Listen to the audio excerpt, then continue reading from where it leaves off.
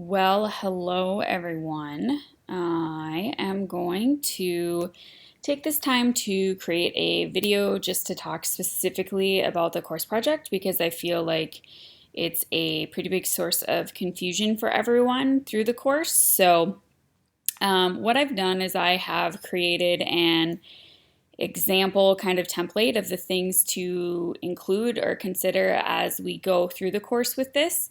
One of the kind of main things of feedback that I get through the course from students, especially in this course, is that it is so much information, which it is, but I think if you, from the very beginning, keep the focus of the class on this final project, you'll find that a lot of the other assignments that we do within the course can be targeted to be useful for this specific final project.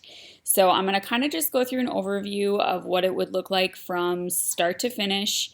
Like I said, you'll have a reference document PDF for you to use to compare this to and see. As with anything, we are going to start with a title page per APA within the course. The only thing that will be different about this APA is we want it to be used as a sample project that you could include in a portfolio when you're applying for a position, or perhaps taking this and presenting it to a prospective employer. So although you will have a references list at the end, you wouldn't want to include any in-text citations within this. You would want it to read kind of like a fake plan that you could submit to someone to show them kind of what you do and what you're capable of and how that would look. So as we go through it, in week one, you're not really given any specific things to do for the project, but what I'm going to recommend that you do is kind of disperse the load a little bit and start doing the food log for this week. Or if you're doing this plan for a specific person, like let's say you are doing this for a friend or a roommate or a family member or something like that, so like you have a specific person you want to actually take the time to do an example round with this, I would suggest that they start doing the food log now. So one of the main things that we're going to talk about with any wellness anything is obviously going to be diet, nutrition, and exercise. The final project requires that you submit food logs, and I always tell people 5 to 7 days. I think 7 days is kind of the best gold standard because weekends seem to be a lot of times where people fall apart, they crash over the weekend. And so if you want to get a really good clear-cut view of what someone's eating or ingesting or what their diet actually looks like, I think it's really imperative to do a full 7 days. You are also going to have them include information that has all of their macros, so their protein, their carbs, and their fat intake. And our current patient that we're doing the condition that you're required to choose has to pretty much be like heart disease, obesity, or type 2 diabetes. So with that in mind, the project within diet, you're going to want to have their sodium intake, their cholesterol intake, and their sugar intake. Within their fat, you're also going to want to see the quote-unquote healthy or unhealthy fats, so like saturated, unsaturated, and trans fat. If you're making an overall wellness recommendation, it's nice to have even like the vitamin intake. And so seeing all of like the fat-soluble and water-soluble vitamins, micronutrients, things like calcium, iron, all these other things that we're supposed to kind of target and hit within the day. Because if they're not hitting those items, that's where they can supplement with like a really high-quality multivitamin, etc. So I would recommend that in the very first week that you're doing all of this, that you have whatever this person is going to do. If it's going to be a person, start doing the food log. Or if you're going to maybe use yourself and you want to analyze your own diet as we go through a lot of this for information and practice, start doing a food log. I highly recommend using MyFitnessPal. People try to just record the food logs by writing it down, and honestly, it's so much work when you do it that way. It isn't as accurate and it isn't going to be as information rich. So the overwhelming majority of people have a smartphone, can learn to use an app, or they can log into a website and do it. And it really just is going to make your job a lot easier, not only for the assignment, but if you're ever in a place to do this in real life, it's going to make your life easier as they're handing it in. So, week one does not include any specific information on what to do for the course, my recommendation for you would be to get this food log done and out of the way. You'll also notice that week 2 of our assignments in the course asks you to do a food log as well. So again, there's a pretty significant amount of work in week 2 for the course. I recommend just, again, doing this for yourself so that at least the data collection part is over with. The first kind of chunk of the material that you're going to put in this report is going to be your week 2 course project. So I recommend that when you're looking at, week 2 and you're looking at the assignments that they want you to do, what you'll see for the project is that you're going to create a patient profile. So it's going to ask you to include things like demographic information, physical activity overview, dietary overview, lifestyle overview, social activity, mental health status, current patient overall health, pain scale, and quality of life score. Basically, after you're done with your week 2 assignment and I've given you feedback, you're going to want to take the feedback that I've given you for your week 2 assignment, fix whatever I've instructed you to fix within the comments, and then basically start like a backbone for your final draft. So you'll fix whatever your week 2 assignment stuff is, and then that will be the first section of your rough draft that you'll turn in. So kind of on this paper. So basically, you'll note up here like this name, date of birth, age, gender. Is going to be week 2 assignment information. You're also going to probably want a header with their height, their weight, their BMI, and their BMR. This is going to be stuff that we'll gather in week 3, but you could use it kind of as your rough draft backbone if you're inserting information now. So in the first part of this kind of assessment, you're just going to give this really broad overview of who this patient is, what their lifestyle is like, what their day-to-day is like, all that good stuff. So the demographic information that you're going to include is going to be like, where do they live? What kind of neighborhood do they live in? What town do they live in? Some of the reasons that this is important, like we want to know things like what do they have access to? Do they have access to a grocery store? Do they have access to transportation? Do they live near any type of like facilities where they could access wellness type things? Like some town, I'm from North Dakota. There are some towns that they don't have a gym, they don't have a grocery store, they don't have any of these things. And so a lot of that is going to provide barriers. Other demographic information is also going to include things like how safe is their neighborhood. If we're telling these people to go out and exercise at 5 in the morning and go for a run, is safety something that we need to be concerned about? So you want like a good overview of just where they live. The other nice thing about the demographic section is it's going to give you some insight and intel as to what types of risk that you could assess for. So let's say they live on a farm or they're in an agriculture community and they're complaining of things like certain risk factors might pop into my head, like are they in contact with a lot of pesticides that I need to be concerned about? Or maybe they're in a really urban environment and there's going to be, noise or generalized kind of risk factors for maybe lack of sleep or they're in contact with a lot of pollution, this, that, and the other thing. So it's just good to get an overview of that. That's what that looks like. Next is going to talk about the activity level. Now, the temptation that people fall into when trying to describe this is they're too vague. The overall error and the thing that I'm correcting in every single person's thing that I provide any feedback on is they're always not being specific enough. So an activity level is going to include what types of activity, how intense it is, what the duration is, and how frequent they're doing it. Simply telling me that they go to the YMCA 5 times a week and lift weights doesn't actually give me a lot of information to go off of. So do they lift weights for 10 minutes or do they lift weights for 3 hours? Do they do like powerlifting and they're actually frequently spiking their heart rate and they're trying to hit 1 rep maxes? Or are they casually going in there, lifting the 3-pound dumbbells and not actually even raising their heart rate when they're there? It's important to actually kind of capture some of this.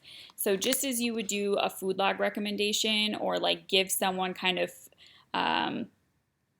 a sheet before they're going to come talk to you on collecting their food log information so that you actually can provide them some advice and what to do, you're going to want to have an understanding of what their activity level actually looks like. And they look at studies, and time again, people consistently, when you ask them how many calories they think they're eating or their portion sizes, like, we completely underestimate the amount of food that we eat. We underestimate our portion size. We underestimate all of this stuff. And activity level, we very much overestimate what our actual exertion is within that, and how quote unquote intense our workouts actually are. So it's good to have a good baseline and an accurate assessment of what that stuff looks like. Some ways that you can do that. If they have a heart rate monitor, that's a really great way to get that done. So looking at like what their heart rate actually looks like, where there's true objective measurements of how intense something is based on their heart rate. Or you can go over like an RPE scale, which is an exertion scale where they rate how intense the activity is. And again, there's things that can go along with it. Like, are you able to carry a conversation level? 10 being the most intense like activity that you could only sustain for a very short amount of time. So there's charts that you could go off of for some sort of accurate measurement of what intensity looks like. But in this activity level section, I'm looking to see what activities, what intensity is, what the duration is, and the frequency. So how often that's going on for. Another thing that you can do, like another example that I see a lot of people put in for activity level, they'll be like, they go golfing with their friends for activity. Okay, so golfing with their friends. Are they walking on the golf course? Are they riding in a golf course? Are they using a push golf thing? Because that's going to affect it. Are they drinking 10 beers as they're golfing 9 holes, or are they actually trying to competitively play 18 holes or 36 holes or whatever it is they're doing that day? So just remember, like I said, to be specific. So the next part we're going to talk about is going to be that dietary overview.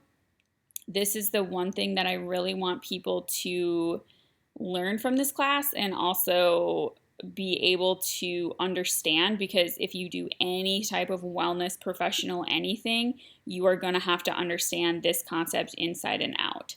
So again, you're going to need 5 to 7 days. I highly recommend 7 because you want to capture the weekend of specific food logs to summarize some things. So you are going to have to contain calories, carbs, fat, protein, sugar, sodium, and cholesterol within it. Again, we've talked about using that MyFitnessPal so you can have actual recommendations to kind of go from. What I do not want to see in this section is the concept of saying like they eat an unhealthy diet or they eat a healthy diet, because I don't really think that anybody knows what that means. Telling me that they eat a healthy diet is so vague and is so subjective to the person. Are they eating the keto diet, which some people say is the best diet ever, some people say it's going to kill you? Same thing for the paleo diet, same thing for being a vegetarian, same thing for the Mediterranean diet, the low carb diet, everything like that. A healthy diet is just kind of a catchphrase, word, and term that doesn't actually tell anyone anything. So I have an example for you to do. So as far as like some good kind of information you can include as a baseline, like the patient was asked to maintain a food log using MyFitnessPal for 1 week. Food logs are attached at the end of this report in Appendix A. Below is a summary of their intake. So again, you want this to read like an actual plan that you would give someone. So if your employer were to look at this in a portfolio that you're giving them, they would be able to see what kind of work you're doing. So you want it to read like a true report. You can kind of summarize, the weekly averages. So based on a weekly caloric average of this, so take the calories that they listed divided by 7. If you're obviously only doing 5 days, you would divide these numbers by 5, and you would list out total grams of protein, carbs, total fat. saturated and unsaturated. You could also include trans fat if you wanted to here. So total grams and then average grams. So taking however many days divided by, or the total grams divided by however many days, and then the average calories of that macronutrient. So there will be an assignment that asks you to do some conversion. So we'll talk about specific math to do that. But protein has basically 4 calories per gram of protein. So let's say you had 50 grams of protein. In order to figure out how many calories of protein you ate, you would take that 50 times 4. Same thing for carbs. There's 4 calories per gram. So if they ate 50 grams of carbs, you would take that number, multiply it by 4. That would tell you how many calories of carbs they ate. Fat is a little bit more nutrient dense, so that means every gram of fat actually has 9 calories within it. So you would take your total grams, multiply it by 9.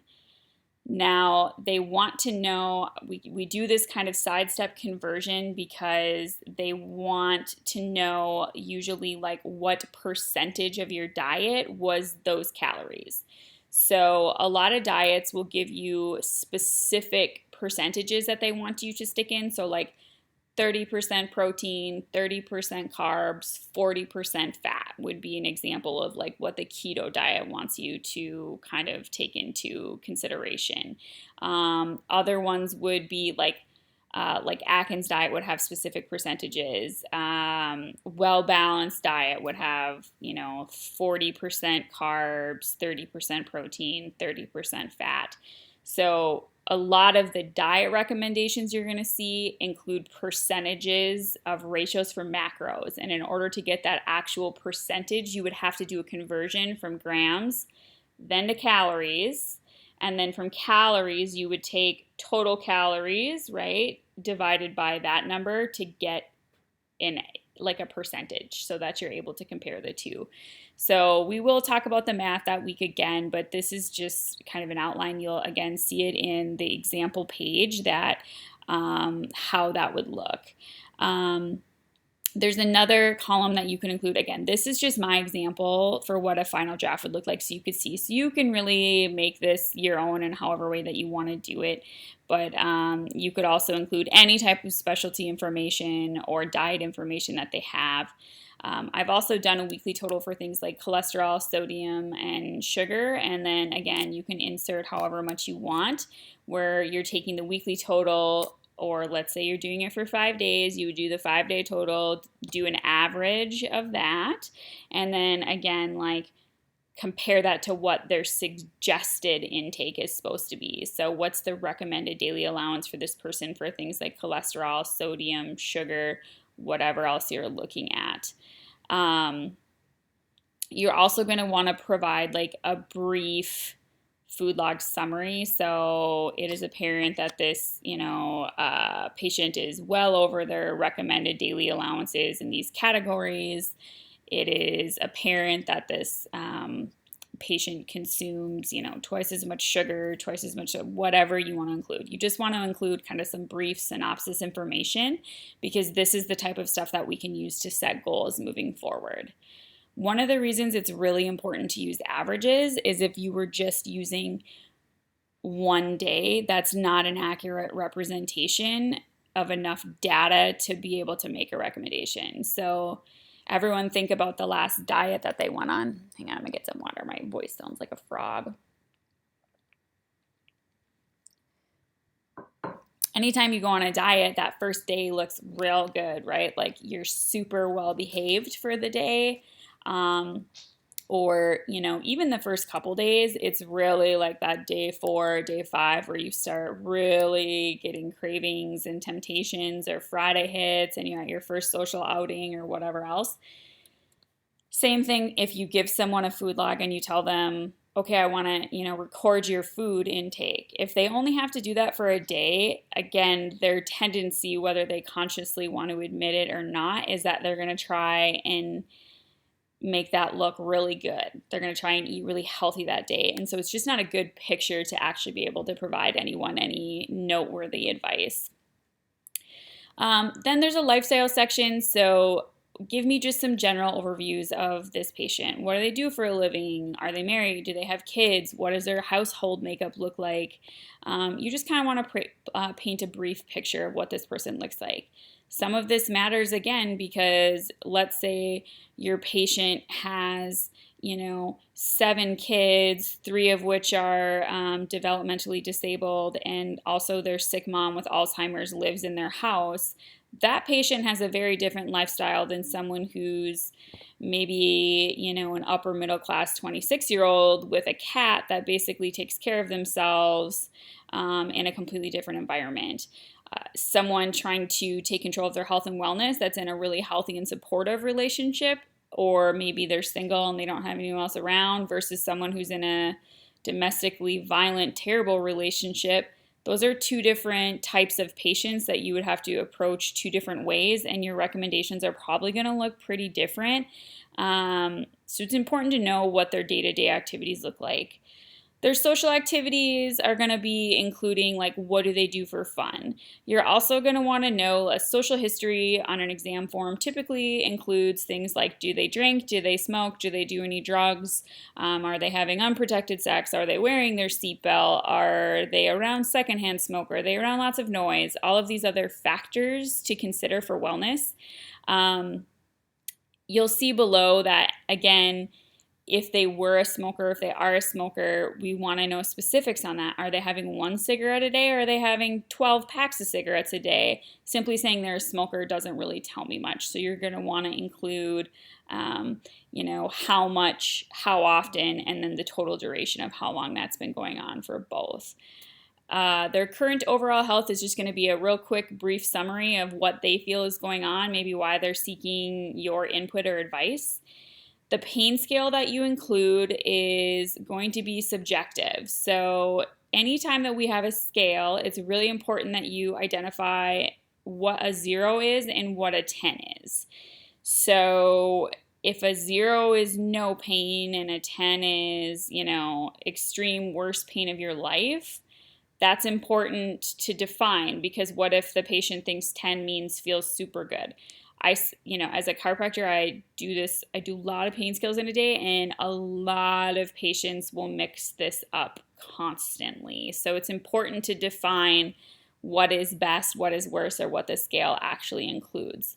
There are also going to be opportunities for you to identify some barriers here for your patients. So perhaps they are in pain. So if they report their pain as a 5, you need to know what that is. Well, what hurts? When does it bother you? How does it, impact you or impair you?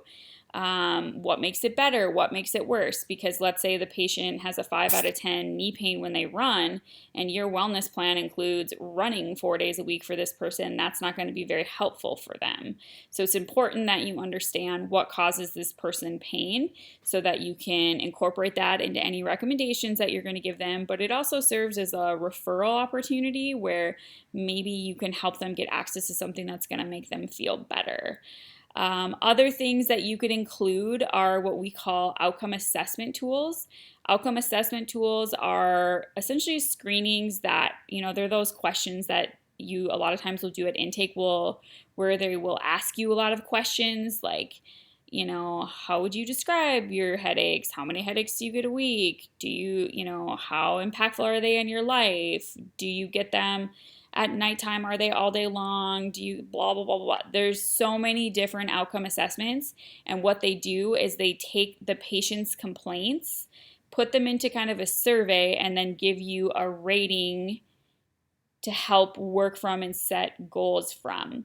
Especially with pain, there's pretty much 2 kinds of people in the world. People that are like, they could have been mauled by a bear and they're dragging their leg behind them and they're like, it's not that bad. It's like a 5. I could, maybe I could go to work or something. Or they're the people who don't have a pain tolerance at all and they get a sliver and they want to rate that sliver like a 7 out of 10.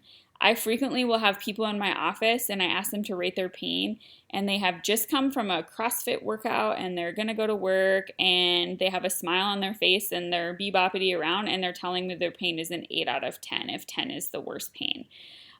These are the people that aren't really identifying what their objective pain number is, and so it's important to use kind of an outcome assessment tool to really have a more functional measure of what they can do and what they can't do, so that you can, again, set goals from that. And you can also look at how they answered the original outcome assessment for maybe some of the things that they couldn't do before that they can do now to show the patient that they are improving. Or if they aren't improving, reassess what you're doing in order to make that better. So I will also say that, and this does not apply to everyone, but the general rule is the people who are coming in telling you they have a high pain tolerance are usually the people that are like, it's an 8 out of 10 while they are smiling and having a beboppity good time after a workout. And my patients who aren't usually telling me they're tough with pain are the ones that are like crying in my office and probably should be in an emergency room rating it a 3. So the outcome assessment tools are very helpful to objectify some of the information that you're getting. Quality of life score is another really good one. Again, like on a scale from 1 to 10, what does that look like? It's really important to know what would make that number better, because again, these are ways that you can perhaps set some goals or identify what's interfering with their life so that you can help them and make them better. So that's kind of your week 2 assignment. So again, you'll complete the week 2 assignment. I'll provide you feedback, and there'll be feedback specifically within the project. When you're in the project, you have to look at the actual assignments. There's going to be little like dots in comment areas for you to click and review the feedback. Sometimes you have to download, depending on your computer, download the actual assignment you submitted so that you can review the annotations that are on it of the comments that I've left. So I'll just leave you a rubric in the comment section, but you'll want to download the specific assignment so you can review my actual detailed feedback and commentary. A lot of times people will submit rough drafts and nothing has been corrected, so I spend all of this time trying to provide a bunch of feedback, and then when they submit their rough draft, nothing has been fixed, and I'm going to grade a little bit harsher. So a lot of times if you're making a really good attempt to do the assignment the first time around, I'm not going to dock you anything because it's kind of a draft pass-through of what you're supposed to be doing. But once you submit the rough draft of the project, I'm going to expect that you've attempted to take some feedback and comments that I've given you, put them into action, and fix what was in there. So just be sure that you're doing that. So week 3 asks you to create an intake questionnaire or health history for a person. And this is going to be basically the form that you fill out when you go to the doctor and when you're doing anything like that. So the intake questionnaire is going to include all of that info, like past medical history, social history, medications you're on, who your primary care physician is, all of this other stuff. So you'll see the demographic information for this person, so name, sex, date of birth. You'll notice under the sex area that I also put you can consider things like preferred pronouns. There are a lot of different ways to approach how you want to include this information on your intake sheets. I do encourage all of you to look into this and educate yourself on how you can approach the situation and what's appropriate and what's not appropriate and how to be respectful around those conversations. Home address, phone, marital status, in the event of an emergency, what their email address is, what their occupation is, who their primary care physician is, other things that you will see on these forms. Again, so let's say you're someone that knows you want to be a wellness coach when this is all said and done, and you're taking this assignment seriously because you want to just use it for whomever you're going to have come in or help with. You would also want to consider notifications to have permission to add them to a mailing list if you have that. You can't just subscribe someone to a mailing list anymore. You need their permission. You can also a lot of times have check boxes for if it's okay to leave them detailed messages if they get an answering machine. There's a lot of people that are using text reminders. So this could be like, do you consent to text reminders? Again, if you communicate via email or text, a lot of people will have a HIPAA kind of disclaimer in there that they understand that you can't ensure that it will be HIPAA quote unquote compliant if they're texting or emailing and notifications to do so. So that is also where you would kind of collect all that information. Then you're going to want to know, why are they there? So it's really important to understand what someone actually wants your help with.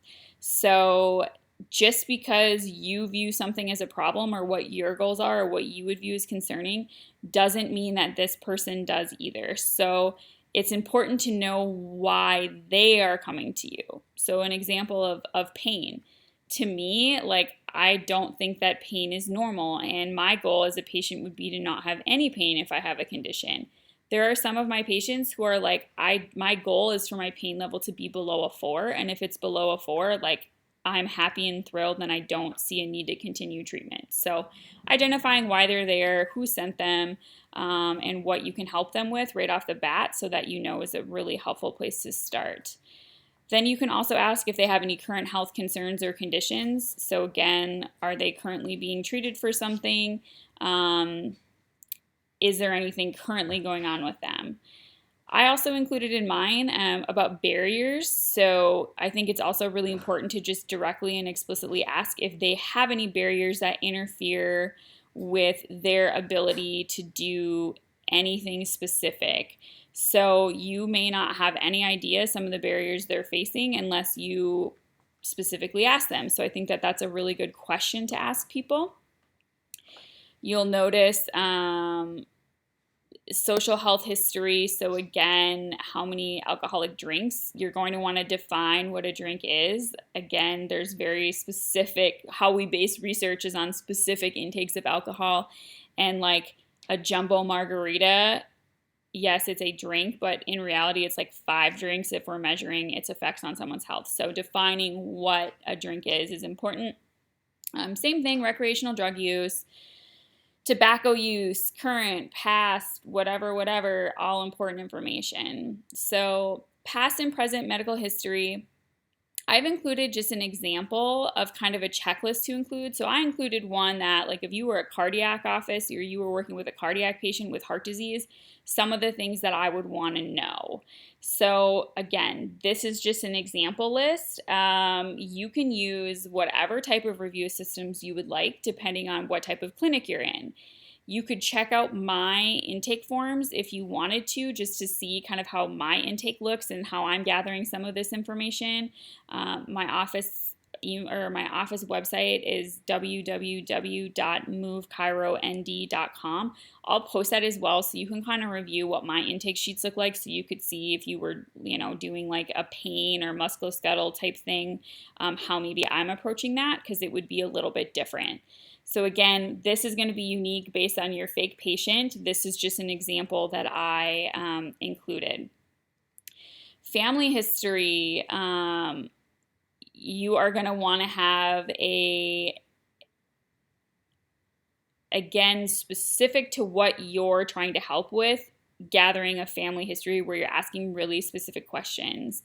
I also encourage people to include like family history unknown. I've had a lot of patients that are adopted that have kind of reported like what they do is they leave the family history section blank, which would send kind of the wrong message. So if I see nothing checked on a family history thing, I'm assuming that their family history is clear and pristine.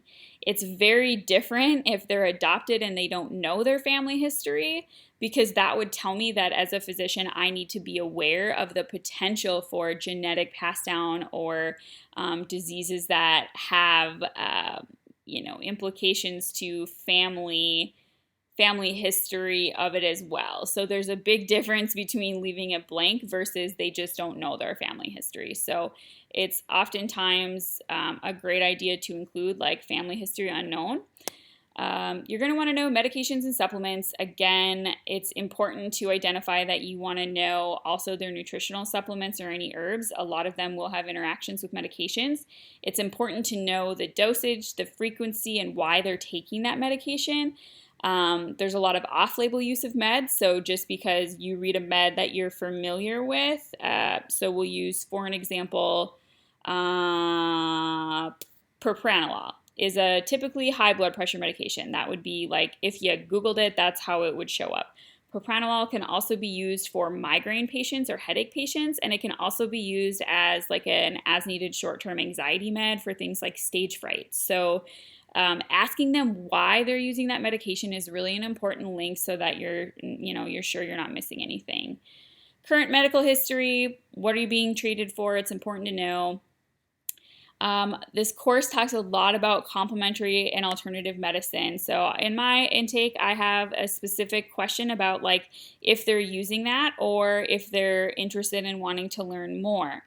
Don't put, do you use any complementary medicine, and then not elaborate, because the overwhelming majority of people have no idea what that is, have no idea what types of things would be included in that. So it's important to just kind of define that.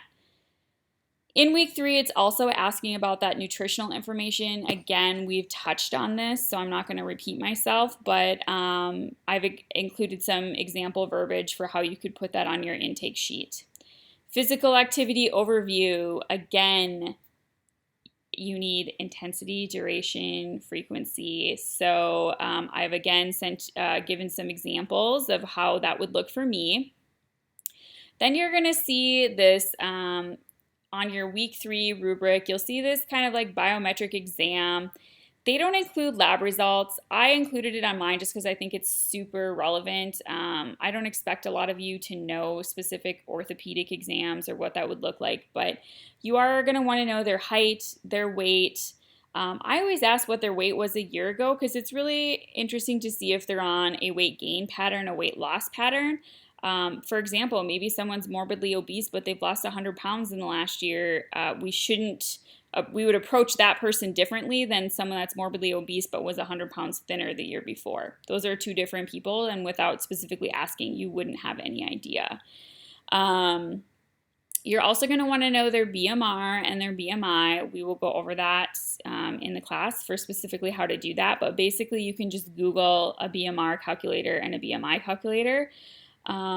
There's also something called the Harris-Benedict factor. So again, you would Google the Harris-Benedict factor and you would take their basal metabolic rate and multiply it by an activity factor, which would tell you at their current height and weight and their current activity factor, how many calories are they eating a day if they were to maintain the exact same weight.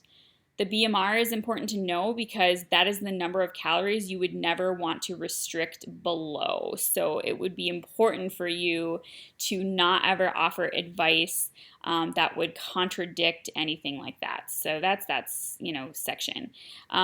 Also some intro. Obviously you want their pulse, their respiration rate. Pulse ox is another one. I want to know if I'm dealing with anybody that has a heart condition or diabetes or obesity or anything like that, which is the patient that you're going to be dealing with in this setting. I would want to know what their cholesterol looks like, what their triglycerides are, what their A1C is, and what their fasting blood sugar is. So A1C deals with your blood sugar basically over the last 6 months. So let's say I knew I had a fasting blood sugar test coming up. Again, patients really can try and cheat the lab system. So they'll try and eat really healthy before they take their test, thinking that that's going to matter and affect it, which your blood sugar is going to be affected by what you ate that day and how you've been eating in a relatively short amount of time. Your A1C, though, doesn't really lie, and it's going to give me a picture of how your blood sugar's been over time. Same thing for cholesterol. Your cholesterol is going to take a lot longer to alter or change, and your triglycerides are going to be more of a shortish term, what have you been eating the last few weeks type of things. So those are just some other lab results.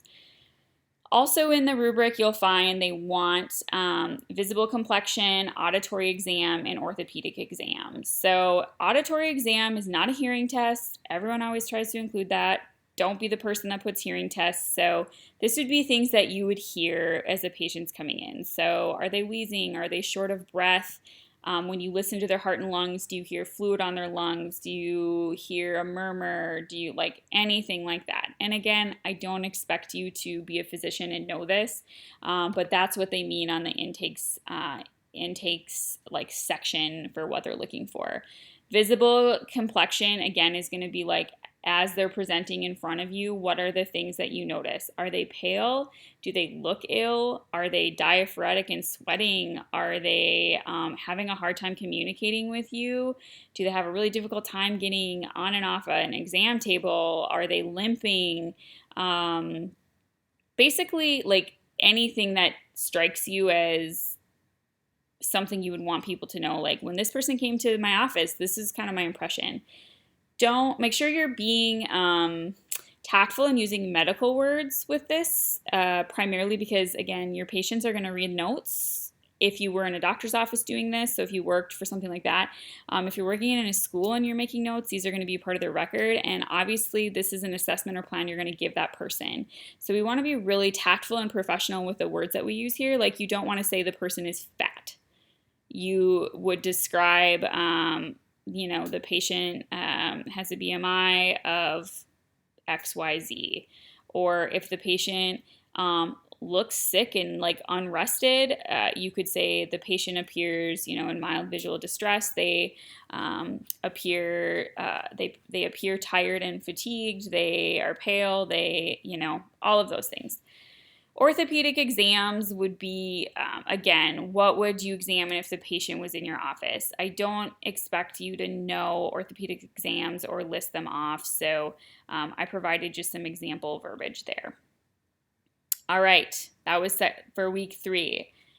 Moving on to the rough draft. So again, ideally, you've started a backbone of what your rough draft is going to look like. You've updated the information I've given you from week 2 based on my feedback. You did week 3, the intake, completed intake.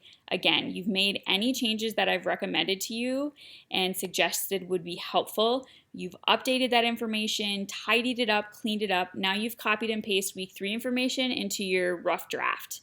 The other things that you're going to include with your rough draft is like goals. We have an addition of short-term and long-term goals. What I'll say about goals, this is the section that people really, really struggle with. And so it's really important that you take the time to really focus on this section. Goals need to be specific and measurable. So you cannot say as a goal, patient needs to lose weight. Okay, how much weight? In what amount of time?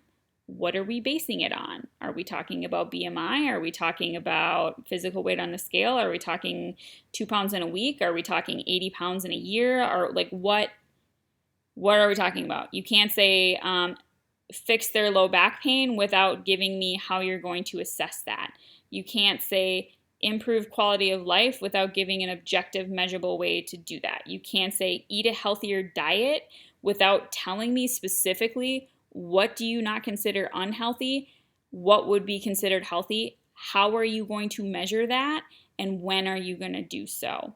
So how I recommend your goal overview would be, a short-term goal section. Short-term goals are typically less than 6 months, and then a long-term goal section, typically longer than 6 months. I suggest doing 3 goals each. And within these goals, you're going to talk about how they're going to achieve this goal, how they're going to measure it, what types of obstacles would get in the way, how you're going to overcome those obstacles, and when are we following up and how are we following it up. So an example that I include, like goal number 1, reduce low back pain, right? Plan. The patient is going to participate in restorative yoga 3 days a week for 60 minutes. Note that there was a frequency, duration, and activity. Yoga is obviously not going to be super intense, perhaps, in that, but and we'll have massage therapy twice a month for 3 months.